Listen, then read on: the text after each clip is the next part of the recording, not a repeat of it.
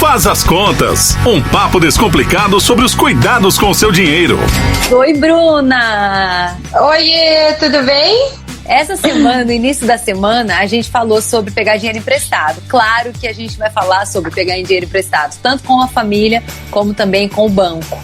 Eu sei que você nem gosta de falar disso, mas infelizmente, nesse momento, eu acho que muitas pessoas estão recorrendo a isso. E eu queria que você falasse um pouquinho, né, pra gente, as vantagens, se é que tem. Na verdade, pegar dinheiro emprestado sempre vai ser a última opção, pessoal. Lembre-se sempre, a gente sempre vai voltar no planejamento financeiro, porque não é uma ótima saída. E pai, mãe, tio, tia, amigo, avô, eles não são bancos também. Eles não têm obrigação nenhuma de te emprestar o dinheiro suado também que eles conquistaram, né? Então eu entendo que a situação tá difícil, mas pensa, também não é muito mais fácil ir atrás do dinheiro de alguém do que a gente refazer as nossas contas e tentar economizar? É isso que a gente tem que levar em consideração. Nossa, Bruna, mas isso é muito pesado, que agora eu parei pra pensar, né? Quem tá nesse rolê, nesse momento, que pediu dinheiro emprestado hoje, deve estar refazendo as contas e repensando nessa atitude. Porque, Bruna, mesmo em época sem ser de pandemia, as pessoas tem um hábito, né, de ficar pedindo dinheiro emprestado. E aí não paga. Exato, vou pagar depois, faz a minha hoje que depois eu te pago. Não deixa de ser um empréstimo, né? Você vai indo no restaurante, você vai fazendo. Só que o que acontece? Você realmente está fazendo essas coisas. E por que você deixou de pagar? Porque você não tem. Então é a gente colocar a mão na consciência e falar, estamos inclusive pegando dinheiro emprestado, e muitas das vezes que as pessoas pegam dinheiro emprestado é porque elas utilizaram o que elas não tinham ou utilizavam mais do que deveriam. Nossa, olha aqui, ó, a Pri mandou aqui, ó, eu tive que pegar no banco na segunda-feira, olha aí. O que acontece, Bruna? Os bancos, eles ligam e falam assim, olha, eu tenho tantos mil aqui pra você, tá disponível, você pode pegar. E aí, se você para e pensa, nossa, eu tô precisando pagar a conta, eu tô sem dinheiro, você vai, né, você cai nessa. Exato. Não, isso daí é aquele negócio que eu sempre falo, racional e emocional, né? Na verdade, ele tá disponível ali. Todo mundo quer esse dinheiro para se ajudar, se alavancar de alguma forma. Mas dúvida. Muitas das vezes isso não é regra, né? Muitas das vezes as pessoas acabam fazendo uma nova dívida e ampliando, por exemplo, o estilo de vida dela, e não é necessariamente para pagar as contas, porque quando a gente recebe aquele dinheiro, a gente acaba se perdendo e aquela dívida vira muito maior e aqueles juros que você não consegue pagar, falta organização. O empréstimo, ele não é ruim de todas as formas. Se você se organizar bem para pagar e tudo mais, ele pode valer a pena. Tem muita gente, por exemplo, que ao invés de tirar do investimento, ela pega um empréstimo. Por quê? Porque ela ganha muito mais nos investimentos dela, os juros que pagam são maiores entendi. Do que a taxa que ela vai pegar o dinheiro do banco. Então, o que compensa mais?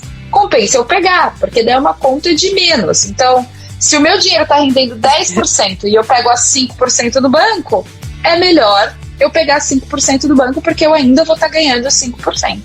Ô, Bruna, dá uma olhadinha aí nos comentários. Eu acho que tem bastante coisa aqui que vale a pena, porque esse ouvinte que falou que pegou dinheiro emprestado, pegou pra pagar a conta de luz, né? Que a conta de luz veio alta e tal, e ficar sem luz em casa não dá, né? Exato. Então vamos fazer assim. Primeira vez você faz isso. Segunda não. Direto para o planejamento econômico. Para o planejamento financeiro. Por quê? Porque se você tiver uma reserva de emergência, você não vai precisar pedir dinheiro emprestado para ninguém. Ele serve exatamente para isso. Ô, Bruna, você sabia que depois que eu fiz a minha reserva de emergência eu faço isso? Eu mesmo pego dinheiro emprestado comigo e aí eu pago. Exato. Exatamente. Esse é o conceito. É a melhor aluna. Não, mas calma, mas eu sou aluna da Bruna, né, gente? Eu tô algumas coisas eu não tenho na minha vida. É um exemplo. Olha aqui, ó. Quero abrir meu próprio negócio. O que você recomenda? Faça um empréstimo ou não? Depende. Isso daí é muito bacana. Porque a gente não está falando de planejamento financeiro pessoal. Precisa fazer um planejamento financeiro para sua empresa também. Ela não deixa de... É o mesmo conceito. Precisa ter reserva de emergência. Você precisa saber o quanto que vai gastar com o funcionário. Você precisa ter caixa de pelo menos 6 meses. Como que é? Você precisa ter no seu caixa 6 meses de salário de todos os seus empregados. Olha que interessante. Entendi. Nossa, tem que fazer todo... Entendeu? É a mesma coisa, só que aplica em algo maior, né? Eu acho. Exatamente. Qual que é o risco de fazer um empréstimo para abrir um negócio? Não que ele não vai dar certo, mas assim, você ainda não começou seu próprio negócio, você não sabe se aquilo vai dar certo. O ideal sempre é pegar um empréstimo um pouquinho mais para frente, que você sabe que está rodando, você tem mais ou menos uma ideia qual que é o retorno, quando ele já estiver funcionando. Nossa, Bruna, isso que você falou é muito importante, porque eu tenho vários amigos que já pegaram dinheiro emprestado para abrir um negócio. Tinha um sonho, mas precisava de um pouco mais. Então vai lá, pega dinheiro emprestado, abre o negócio e depois as coisas podem não funcionar muito bem e às vezes tem até que fechar, né? Exatamente, porque se endivida inteiro.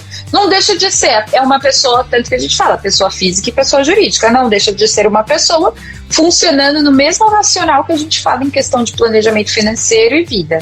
Vamos olhar, a empresa também tem uma vida própria. Tem, total.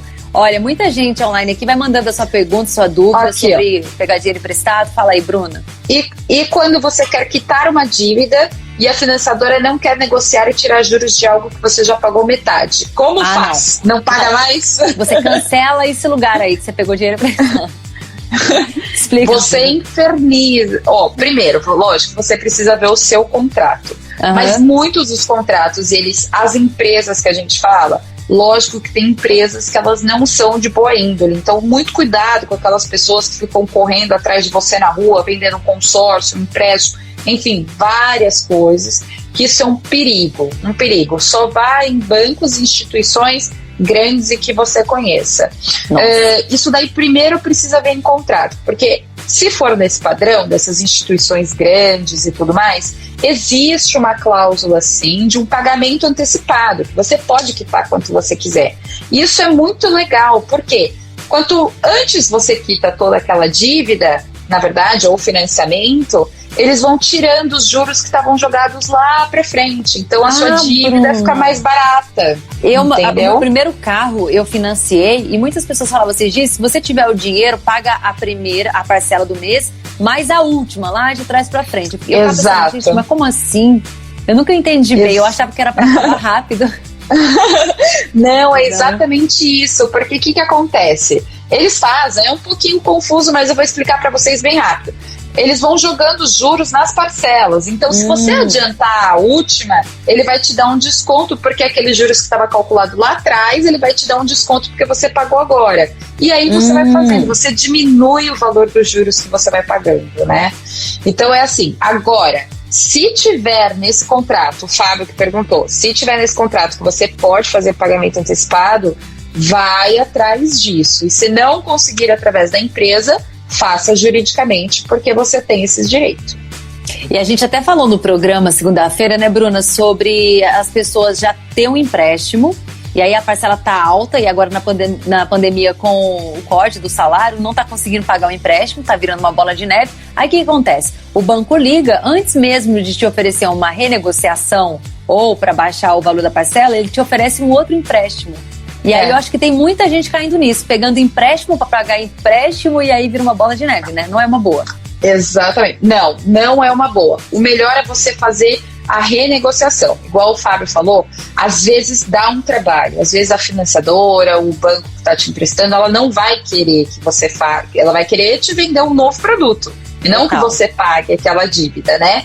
Mas não, vá atrás disso. Pode te custar algumas horinhas do seu tempo, mas, gente, custa dinheiro. Então vá atrás e sejam insistentes e saibam todos os direitos que você tem em relação a qualquer tipo de empréstimo e financiamento.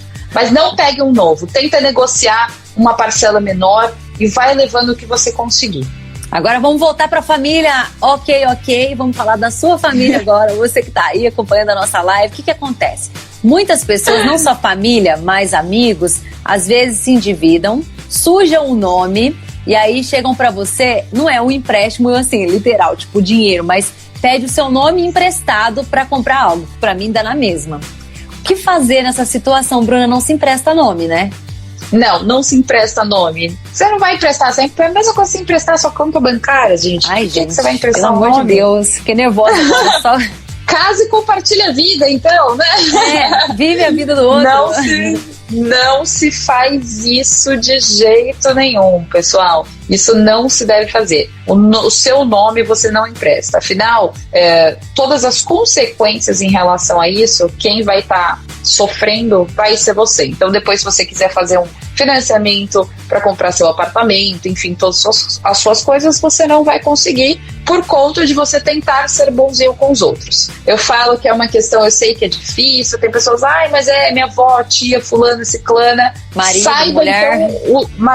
Saiba os riscos, né? Então, assim, se você estiver bem com os riscos, que isso pode acontecer, tudo bem, pode ir. É o certo? Não é certo ou errado. Na verdade, não é o recomendável. Você tem que ser o culpado pelas suas próprias decisões, enfim, tanto financeiras como pessoais. Eu acho que isso é por questão de vida.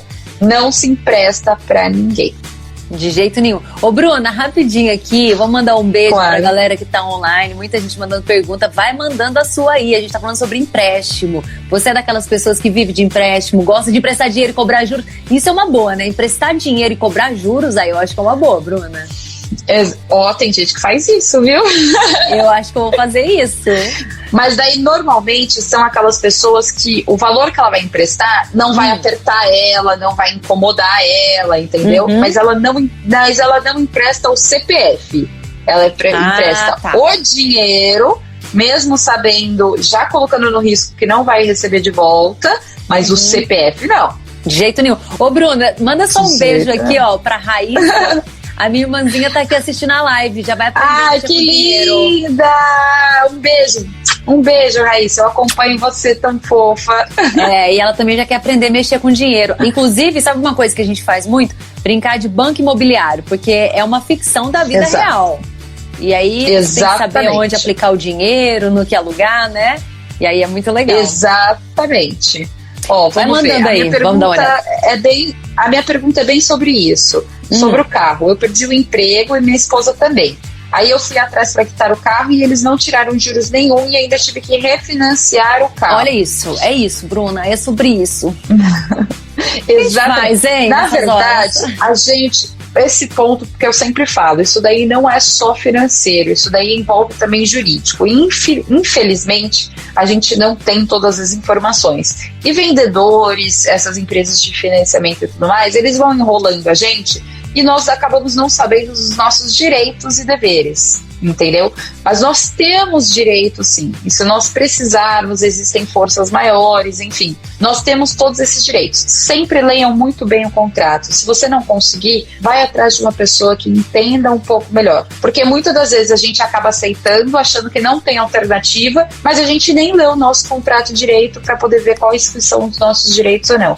E antes de fazer qualquer tipo de financiamento, também faço o mesmo, para não acontecer isso. Ô, Bruna, aqueles contratos gigantescos com aquelas letras minúsculas é justamente para fazer a gente não ler, né? Porque eu vou te dizer, eu não leio o contrato, eu fico irritadíssima com o contrato. Na hora que eu vejo aquele tanto, eu falo, não, mas deveria. Exato.